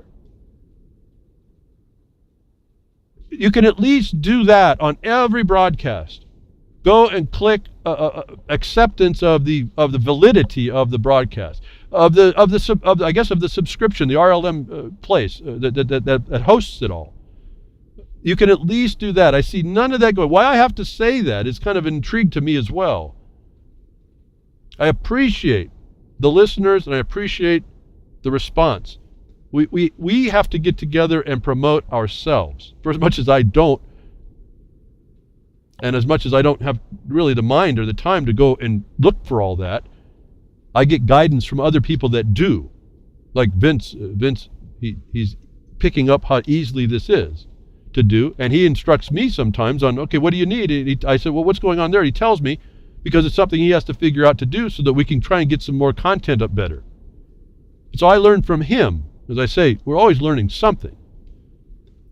We've gotten so specialized and things have gotten so intense that we can only spread our energy so much. That's why we all have to help each other. So, to help yourself, anonymize yourself a bit. I would say start using Tor where you can, but that's going to point you out as soon as you got your stuff done, put encrypted. They'll say you're a hiding terrorist, and then that gives you scrutiny. But the thing is, your stuff's encrypted. So nest it. Nest your information in encryption. Start to learn how to do this, because these people are taking this data. First of all, they don't even read the data and they blame you. You don't want to hand them some information they can make up to blame you. And it's coming down to your local police. If you think we're all talking national, the local police have this information. I just told you, the marathon bombing in Boston, within a week or two or something, they were in the family's house by the local police, blaming or alleging that there was a problem with the inquiry into a crock pot and a backpack and the son interested in the bombing. It's like they're setting you up for the fall here. Well, let's give them something interesting, and when they go look, we'll blame them for being part and parcel to it. See, they lead us by the nose and we don't even know. They know us better than ourselves, I keep telling you folks. So, anonymize yourself. Quit allowing your life to be hacked.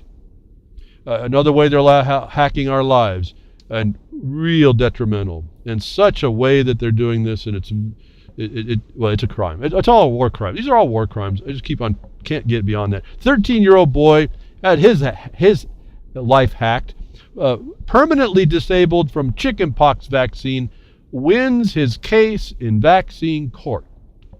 Now, I can tell you all about it. You go read it, or, we can talk about this. The point is, I will take face value that there's a 13-year-old boy who's now 18 who had to go 5 years fighting. His family had to fight 5 years in the courts, so-called court of claims, in the vaccine court, to prove that a vaccine hurt him. And now he's completely disabled, bad.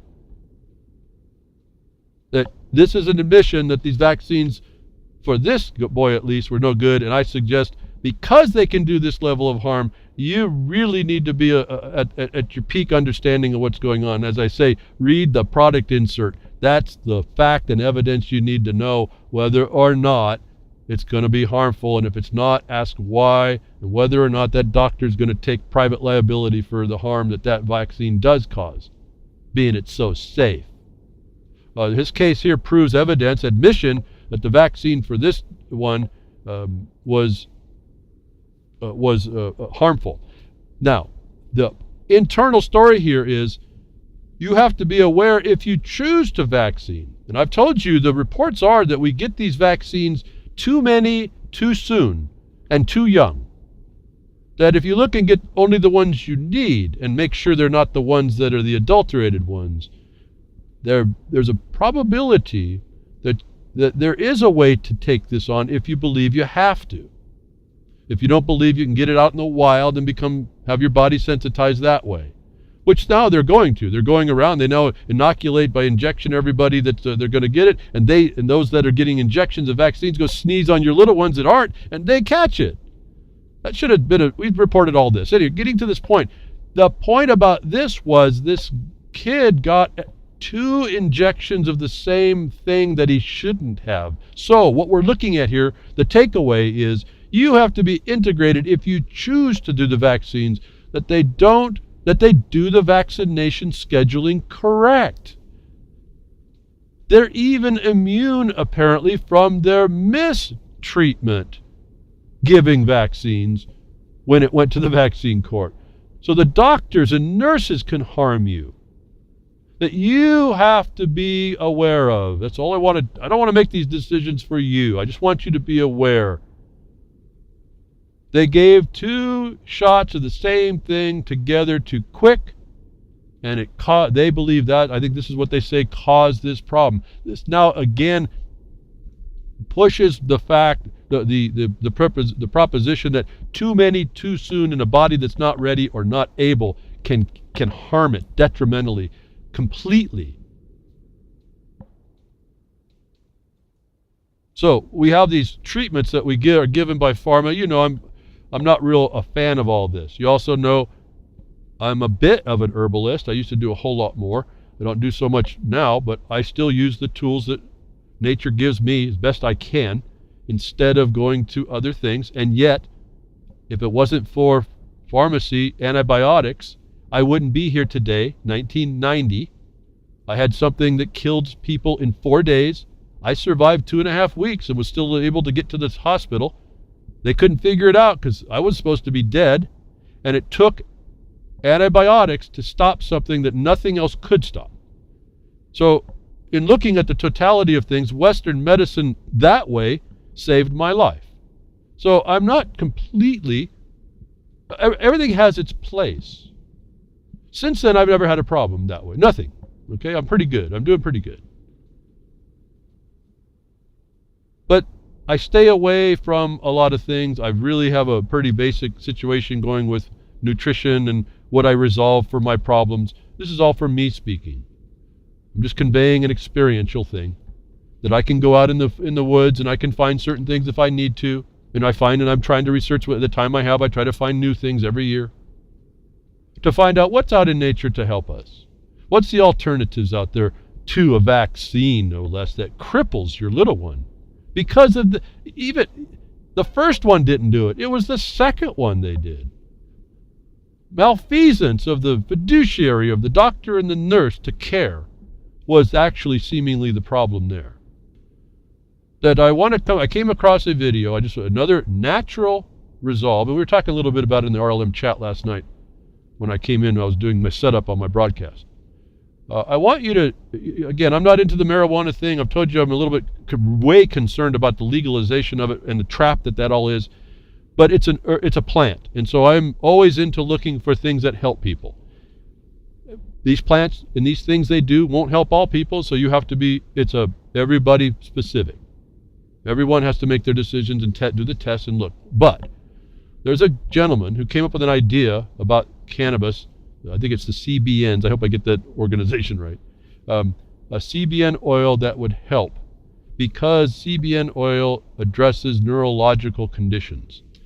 That where the DEA, and I'm speaking to all y'all that do dope and maybe cannabis and do it recreationally or whatever, your 420 crowd or not, or just the people that know this stuff actually helps something and are beyond the question. When I'm speaking about this, I'm speaking to the DEA rule that says that CBD oils are going to be regulated out of your control, and why I told you the legalization of it withholds this valuable oil. They already know this. The patents from the United States government tell them this. The patents are owned by the government that says that it's useful, and no one's brought that as a line item to say that the DEA and the FDA and the government's position on non-medical use of marijuana or cannabis or whatever you want to call the dang stuff is there in the evidence. They've agreed to it in their evidence. They've admitted it's there in the patents. That someone came up with the idea that there's a CBD oil that can affect and stop grand mal seizures. I ran across a video. Ben Swan did it. Watch cannabis nasal spray stop grand mal seizures in its tracks. For those of you that are looking for scientific proof, for those of you legalists that want to see proof, you need to see what this stuff does in this video. And all I came away with when I saw the video, and I'll take it for the face value that Ben Swan is putting out here. I don't believe him to be someone who is deceptive. All I came away with was that the FDA and the DEA are thugs to put any obstruction on at least this use for these little ones going through these grand mal seizures that we can probably go find a causation for maybe in vaccines. That I want you to see this video. A bit heart-wrenching when you consider there's these little kids, these little babies doing this, young babies doing this, young kids, they're beyond toddler. They're not talking about causation. They're talking about stopping a grand mal seizure in seconds, folks. And then listen to the effect. Listen to the side effects that don't exist. I want you to see the video to get more information and evidence that you can put on a list somewhere to affect what you know is something that needs to be done, that the system is being allowed through consensus science, through terroristic caucustocracy obstruction of remedies to you for your health under the color of protecting you. You need to see these to get in you beyond a doubt, beyond the need of science, best sciences which are fraud and deception to begin with, that this stuff does something for these people. That when you find out how many little ones now are getting these, it's a crime to not allow it as a use that would support the rule that at least CBD oil can't be outlawed, notwithstanding any other technical obstruction to that. And that these things need to be brought out for people because it was our right to have them, because we come from the land and the land was given to us and the government is supposed to protect that in us. It's not commerce if we can make it ourselves from the land and the right we've done. That's not commerce. It's a pertinent the right in the land that the government was supposed to protect in us. This will be another distinction you'll hear between Eddie Craig's looking at commerce, which I agree with, and then where I've gone. The chasm I've found in the law between the thing that they put on you and the thing but against what you're actually doing. Again, there's an herb in the world, seems for everything. When you see this, what this cannabis oil, this guy in the farm, I can't remember now, there's a name, darn it. Anyway, it doesn't matter. This guy developed this oil. There's evidence that the DEA and the government is wrong about what at least a product from marijuana, an extract from marijuana, can do regarding medicinal factors. As I tell you, that's probably where you're going to have to focus right now. The other stuff I think they're going to try and take out because you haven't been smart to anticipate the legalization and go and push for decriminalization. Get rid of it as a crime. Don't legislate it as a prohibited substance. So this administrative world and life we live in, it needs to be addressed. As I was telling you, that's one more evidence with the CBD oil working grand mal seizure relief. That needs to be brought to that DEA comment, that rulemaking. You need to write that letter. Why can't you do that? Boggles my mind. Any one of you, the most of you in the RLM chat, should be all over that. What's it take to take a few minutes a day to research the subject matter, to find out how you have to do, where to send the notice, write a short sheet letter, 1-2 pages, whatever you feel like. It's like writer's block, folks. You got to get past the block of not doing and start doing. I don't care how many pieces of paper you crumple up and stick in the wastebasket. See, that was the old one. I don't have to crumple up a piece of paper. I got digits. I got digital replications. I can save as many projects I want. I can then come and finalize it, and it doesn't cost me a piece of paper one. Why can't you do that? All the chats and the words I see can be focused on pointing out that the government is oppressing you instead of helping you, as a fiduciary breach against them protecting you instead. That you can't write that down is an amazing thing to me. And I can see line after line after line after line of chat lines that go nowhere. You get rid of the criminality of the possession and use for private needs. That's all you need to do. Because it ends up going into administrative processes if you do it otherwise. And you get subject to that state that we all love so much, that has bureaucrats inside that have an opinion of an agenda they want. And yet we start challenging it and we get things like this to pop out. SEC illegally appoints administrative law judges. I'll give you a link to this. The Securities and Exchange Commission illegally appoints administrative law judges in violation of the Constitution's Appointments Clause to render decisions and impose penalties. The 10th Circuit ruled Tuesday. That will be the 10th Circuit Court of Appeals for Denver. What have I told you about challenging the officers? It's what we did in our lawsuit, is what I'm focused on here. But for this amount, at this point, every officer in government for making a decision has to have a delegation order or an appointment that suffices to meet the constitutional constraints. Otherwise, they are not competent. This court says that the administrative law judges, which are not judges at all, they're bureaucrats with the power to make a decision over a certain subject matter, and certain subject matter area, I'll add, have been appointing administrative law judges contrary to the Constitution. Particularly the Constitution's Appointment Clause is the same position that must be satisfied by any quo warranto demand on any officer or official in the state or the federal, was found to be in violation by the Securities and Exchange Commissions, and those orders by those administrative judges without meeting the Constitutional Appointments Clause are void. It is a question you need to ask everywhere of anybody making a decision. What's your authority to make that decision? Show it to me. And you better know the answer so you know when they're telling you a lie. Is what we did in our lawsuit when I knew the territorial court was going to take on a case that they didn't have competency, and the senior judge and a magistrate judge aren't competent in Article 3 matters. We knew that going in.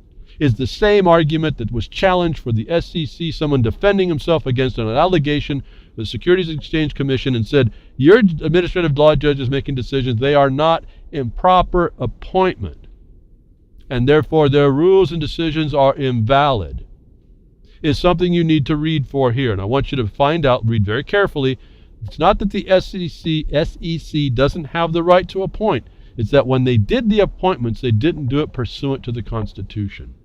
So be careful to say that the SEC can't appoint, at least the way I read this report here. I didn't get to the opinion, so I apologize for the summary review of this and not being able to get into every detail. That I'm having to leave to you. And if I'm incorrect, address that with me. Email markonthebeast@yahoo.com, markonthebeast@yahoo.com. In fact, always open to this new knowledge. Listening to Eddie Craig, I've got to go back and listen very carefully. I want to know what he's talking about. He had enough chapter and verse to tell me and the correct request. I think he's got it. I want to listen to maybe how he lays stuff out. He may lay stuff out. I told you, he already lays it out more chapter and verse. I don't do that so well. I can. I think that's, for me, that's dangerous. I don't put myself out to help anybody directly by writing your paperwork and working diligently. I'll work to help you do your paperwork now, given that it shows up. But most people decide they want to take my words, and I appreciate the enthusiasm. Go and do it yourself. I appreciate the malcontent in you all. I get the emails about that. I do appreciate that. But it's not just about being that malcontent. It's about making that malcontentedness functional. And so this is what I try to bring here all the time. Whether you can hear through that, this tells us that every officer has to be in the office by law. That's why when I say you challenge jurisdiction and authority, you're not just challenging the court. You're challenging who sits in the seat of decision. You're challenging, as we did in our court case, we're challenging the lawful establishment of the court itself within which the judge would reside. In other words, if the court that's established that he's operating out of is not constitutionally established for the subject matter, it doesn't matter that he's an Article III court. He's got nowhere to reside. These are the questions that this case points to you, that confirms what I'm telling you, that you have to question authority, authorita at the point of its assertion, and to prove it out that it's authority underneath the objective basis of law that has been gotten away with until someone sued it. Again, crickets allowed it until someone properly attacked it and stopped this. So be careful not to say the SEC can't, because I think the decision was that they could, but they failed to follow the law, and that invalidates everything else behind that decision.